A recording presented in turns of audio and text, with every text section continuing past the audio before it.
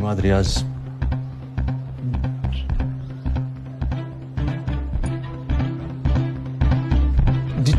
जी sir.